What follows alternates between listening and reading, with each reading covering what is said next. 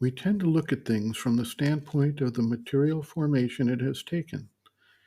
If we look deeper, however, we see that the physical forms are a creation or representation of ideas, forces, or processes that occur on a subtle level and manifest into physical form only at the end of the process of their creation, not their start. The Greek philosopher Plato contemplated that physical forms are not the ultimate reality, but are representations of an idea that has been solidified, basically. The Taittiriya Upanishad takes us through a journey of discovery by a young disciple who wants to understand the nature of reality. He begins with the idea that matter is the reality, but through his concentration, he eventually recognizes that matter is a result, not a cause. He successively goes through several realizations that each represent more subtle causative levels until he eventually reaches the knowledge level and then the bliss level of causation. The Vedic rishis indicated that Agni, the mystic fire, was contained within the material forms. Scientists concur, indicating that matter can be converted to energy. Burning of wood or other material substances represents the liberation of the force represented by Agni from the material form within which it is contained. Scientists recognize that matter is actually a solidified form of energy. They also describe various states of matter in a variety of energetic phases. For instance, water can be a solid in the form of ice, a liquid in the form of what we call water, a gas in the form of water vapor in the atmosphere, etc. What water actually is at the idea or causative level may be something entirely different.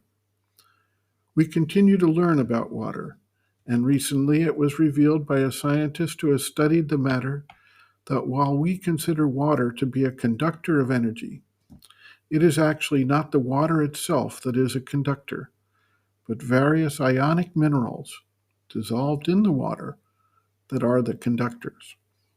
Purified water distilled from a process that combines hydrogen and oxygen atoms without these ionic minerals is apparently not a conductor of electricity as we generally believe it to be.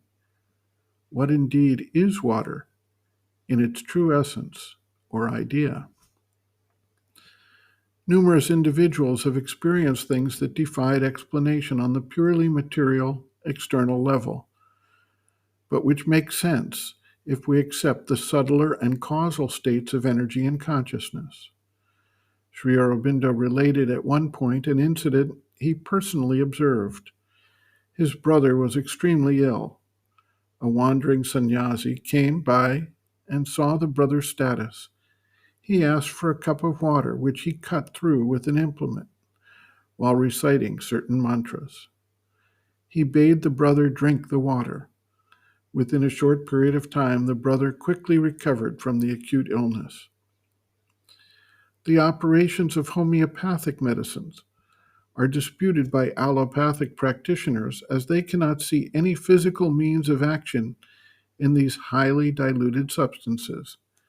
Yet, they have been shown to work not only on humans, but on dogs and horses, thus eliminating the action of what is called the placebo effect by those who need to put a name on a more subtle action that they do not understand.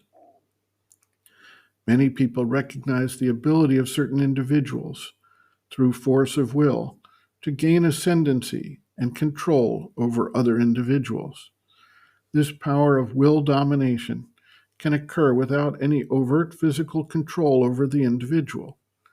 Clearly, the operation of mind power on the vital or physical planes is evident and widely observed in this context. An incident highlights this point. A young woman gave birth in a hospital to a baby boy.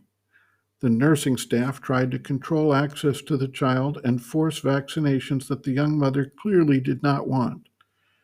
Her parents, the child's grandparents, were visiting at one point when the nurses attempted to exercise this control over the child against the wishes of the mother.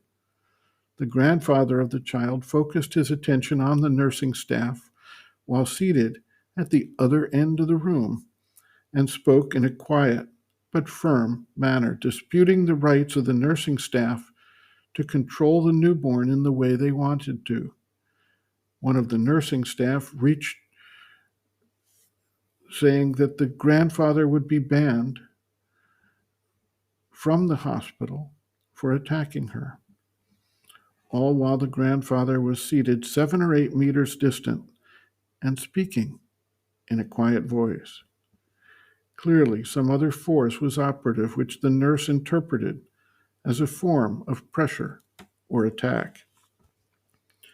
Sri Aurobindo observes, quote, "These extraordinary occurrences which go outside the ordinary course of physical nature happen frequently in India and are not unknown elsewhere. They are akin to what is called poltergeist phenomena in Europe. Scientists do not speak or think about such supernatural happenings except to pooh-pooh them or to prove that they are simply the tricks of children simulating supernatural manifestations. Scientific laws only give a schematic account of material process of nature. As a valid scheme, they can be used for reproducing or extending at will a material process. But obviously they cannot give an account of the thing itself. Water, for instance, is not merely so much oxygen and hydrogen put together. The combination is simply a process or device for enabling the manifestation of a new thing called water. What that new thing really is quite another matter. In fact, there are different planes of substance, gross, subtle, and more subtle, going back to what is called causal, karana, substance. What is more gross can be reduced to the subtle state, and the subtle brought into the gross state. That accounts for dematerialization and rematerialization. These are occult processes and are vulgarly regarded as magic. Ordinarily, the magician knows nothing of the why and wherefore of what he is doing. He has simply learned the formula of process, or else controls elemental beings of the subtler states, planes or worlds, who do the thing for him. The Tibetans indulge widely in occult processes. If you see the books of Madame David Neal, who has lived in Tibet, you will get an idea of their expertness in these things. But also, the Tibetan lamas know something of the laws of occult, mental and vital energy, and how it can be made to act on physical things. That is something which goes beyond mere magic. The direct power of the mind force or life force upon matter can be extended to an almost illimitable degree. It must be remembered that energy is fundamentally one in all the planes, only taking more and more dense forms.